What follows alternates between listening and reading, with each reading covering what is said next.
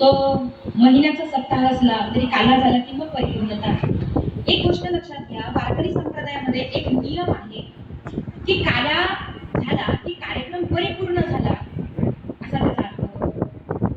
काला झाला की कार्यक्रम संपला असं काही वेगळं सांगावं लागत नाही. म्हणजे काला झाला की मग हाला. आणि काला झाल्यानंतर जर पुन्हा आला तर हे सगळं मंडळ विचारेल आता का आला. आता समजा मी जर आज संध्याकाळी पुन्हा आले तर तुम्ही मला पुन्हा विचाराल आता का आला. आता सकाळी झाला काला. म्हणजे काला झाला का साहजिकच तुमच्या मनाची भूमिका झाली आता कार्यक्रम संपला. काला हे सांगतेचं प्रतीक आहे, समारोपाचं प्रतीक आहे, सांगता होते. काला झाल्यानंतर कार्यक्रमाला परिपूर्णता आहे. लक्षात घ्या, जे नेहमी परिपूर्ण होतं ती मुक्ती असते, परमार्थ असतो जो नेहमी परिपूर्ण होतो. आणि जो किती पण करा अपूर्णच असतो तो तो काय असतो, संसार असतो, प्रपंच असतो. बघा तुम्ही किती पण करा प्रपंचात आशा सुटत नाही.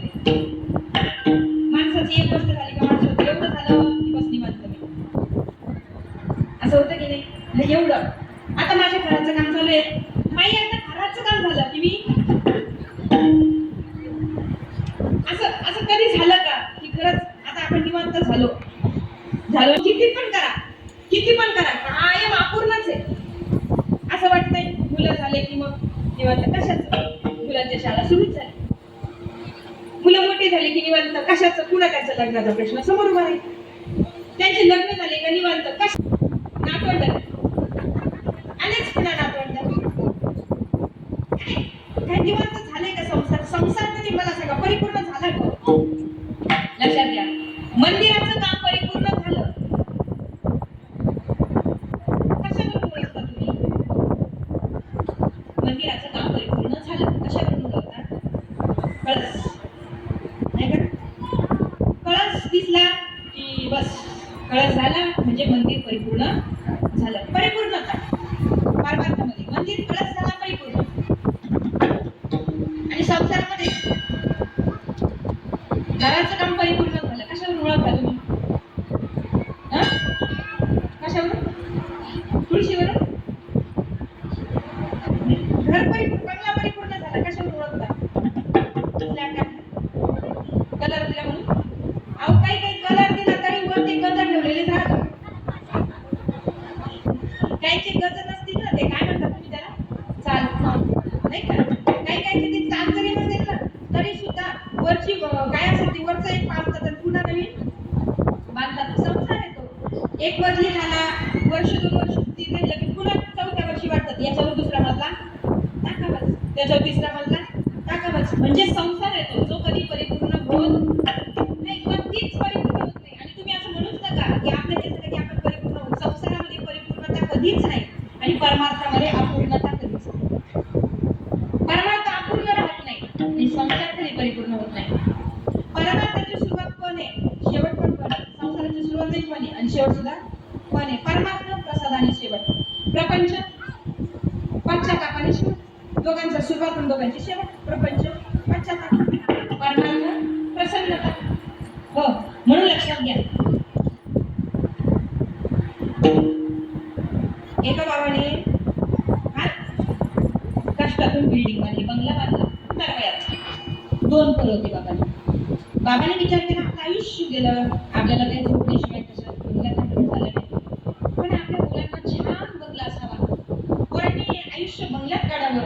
म्हणून त्या कष्टकरी बाबाने आयुष्याच्या 70-71 मध्ये बंगला बांधला. अशी मोठी वास्तुशांती केली, अशी मोठी वास्तुशांती म्हणजे कीर्तन काय माझं नाही ठेवलं पण तुम्हाला सांगते. अशी मोठी वास्तुशांती केली, सगळे पाहुणे रावळे बोलवले, अशी मोठी वास्तुशांती झाली. सगळ्या पाहुण्या रावळ्यांना जेवण, गाव जेवण, पाहुणे जेवण सगळं केलं. एकदम मोठा कार्यक्रम केला आणि 5 वाजेच्या दरम्यान सगळे पाहुणे आपापल्या आल्या वाटेनं निघून गेले. बाबाने फक्त एक ठरवलं, बस आता संसाराचा कळस झाला. माणसं म्हणतात बस आता संसाराचा कळस झाला, म्हणजे कळस झाला संसाराचा. बाबाने अशी अंगणात बास टाकली लिंबाच्या झाडाची, बास टाकली. बाबाने असं डोकं निवांत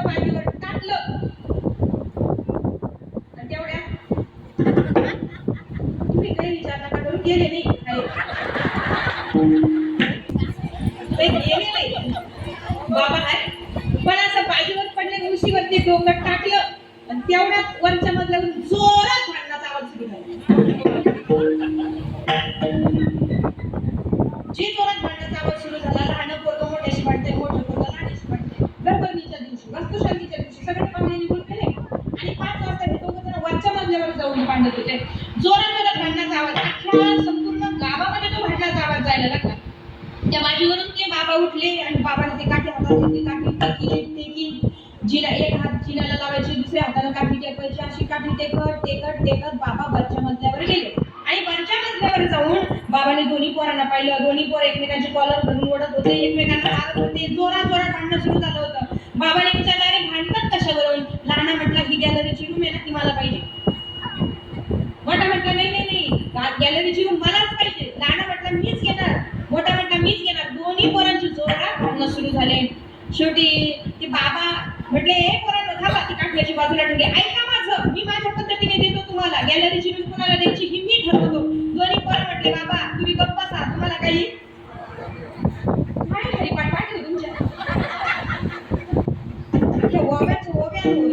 अभंग करते तुमचे सगळे. गप्प बसा तुम्ही, तुम्हाला काही कळत नाही. मग बाबा, अरे पण मी सांगतो तुम्हाला, ऐका, तुमचे भांडणं मिटवायचे, सगळं गाव भांडणं ऐकतंय, सगळे लोक खिडक्यांमध्ये लोक बाहेर काढून भांडण ऐकत होते, कशी भांडणं चालू आहे. आता घरबंदी झाली, माताचा पोरं भांडायला लागले, सगळं गाव लागून भांडण ऐकत होतं. इज्जतीने 70 वर्षापर्यंत बाबांनी इज्जतीने जीवन जगलं होतं आणि वास्तुशांतीच्या दिवशी दोन्ही पोरांचे भांडण अख्खं गाव ऐकत होतं. पाटलाच्या शब्दापुढे कुणी जात नव्हतं, पण दोन्ही पोरं आज बापाला म्हणत होते, पप्पा तुम्ही गप्प बसा, बाबा तुम्ही गप्प बसा, तुम्हाला काही कळत नाही. दोन्ही पोरं एकमेकांशी भांडत होते आणि भांडता बाप काय म्हणायला गेला की बापाला एकच म्हणायचे, गप्प बसा, तुम्हाला काही कळत नाही.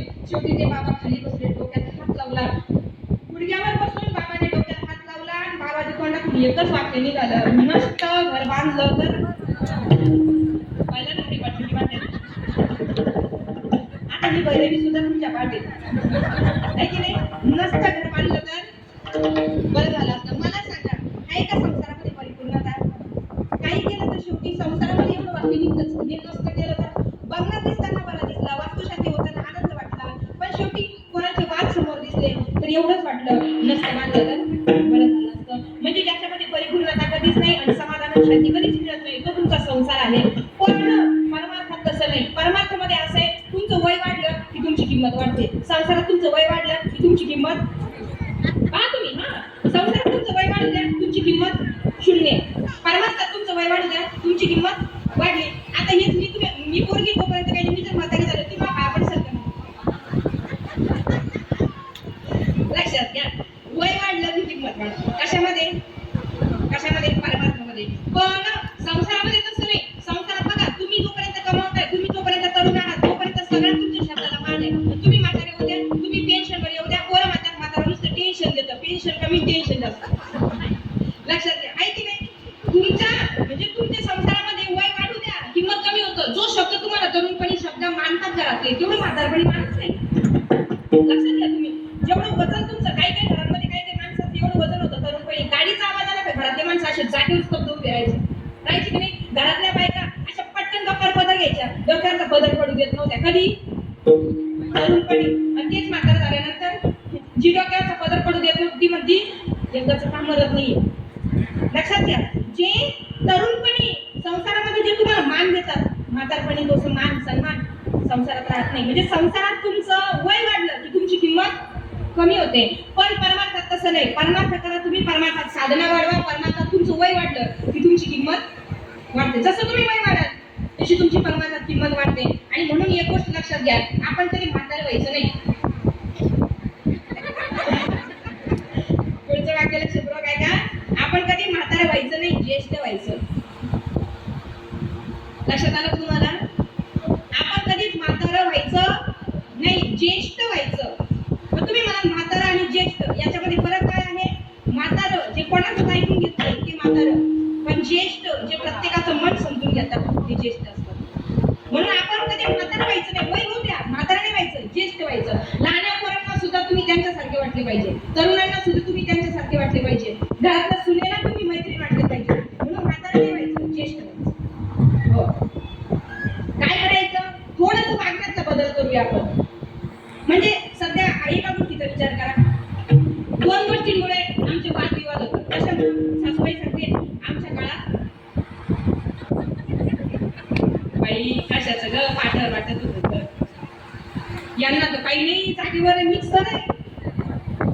आमच्या काळात एवढ्या साड्या होत्या, यांचं अख्खं कपाट उरलं. आम्ही 2-2 साड्यांवर वर्ष काढलं. आता खरंच इमानदारीनं सांगा, सुनबाया जेवढ्या बसलेल्या आहेत, काय का वाटत?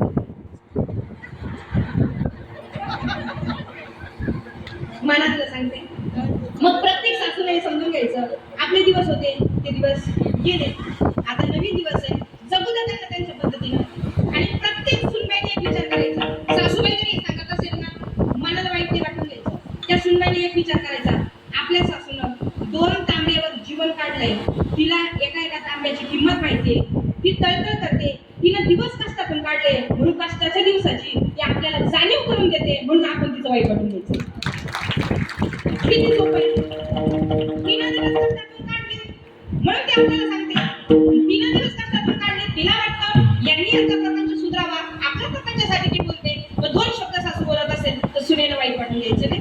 आणि आपली सून बाई आपलं ऐकून घेते, म्हणून सासूनं तिला समजून घेण्याचा प्रयत्न करायचा. किती सोपी गोष्ट आहे. म्हणून लक्षात घ्या, आपण वय वाढल्यानंतर म्हातारं व्हायचं नाही, ज्येष्ठ व्हायचं. ज्येष्ठ मंडळी काय करतात? ज्येष्ठ मंडळी ही नवीन पिढीच्या सोबत चालत असतात, नवीन विचार घेण्याचा प्रयत्न करतात, नवीन गोष्टी शिकण्याचा प्रयत्न करतात. म्हणून आपण म्हातारे वयाने जरी झालो तरी सुद्धा विचाराने म्हातारं व्हायचं नाही, विचाराने ज्येष्ठ राहायचं. ज्येष्ठ मंडळींना कुणीच कंटाळत नाही. अशी समाजात फिरत असताना कितीतरी आजावी पाहिल्या, तिच्या म्हाताऱ्या नाही, ज्या ज्येष्ठ आहे, म्हणजे त्यांच्याकडून काहीतरी शिकायला भेटतं. त्यांच्याजवळ बसलं ना की ते अनुभव सांगतात, इतक्या छान अनुभव सांगतात की त्यांच्या आयुष्याची पूर्ण शिदोरी आपल्याला शिकायला भेटते. काही काही बाबा असे 70-75 वर्ष झाले, पण इतके विचाराने ज्येष्ठ आहेत, इतके विचाराने ज्येष्ठ आहेत, त्यांच्याजवळ बसलं की ते सांगतात जगलं कसं पाहिजे, वागलं कसं पाहिजे, नवी पिढी कशी, जुनी पिढी कशी, हे सगळे अनुभव एकत्रित आले की नवीन जीवनाची दिशा मिळते. म्हणून लक्षात घ्या, संसारामध्ये कधी म्हातारं व्हायचं नाही, विचाराने नेहमी ज्येष्ठ राहायचं. चांगले विचार शोधत राहायचे, चांगले विचार शोधत राहायचे आणि चांगले विचार आपल्या पुढच्या पिढीला देत राहायचे. म्हणून संसारात तुमची किंमत अशा पद्धतीने कधी कमी होणार नाही. पण मात्र व्यावहारिक दृष्टीने विचार केला तर तुमची संसारामध्ये किंमत कमी होते, आणि परमार्थाच्या दृष्टीने विचार केला तर परमार्थात तुमची किंमत वय वाढली की वाढते. म्हणून संसार आणि परमार्थ दोघांचा जर विचार केला तर संसारामध्ये शेवट पश्चात्तापाने होतो आणि परमार्थाचा शेवट हा प्रसादाने होतो. मग आज हा आपला प्रसंग आहे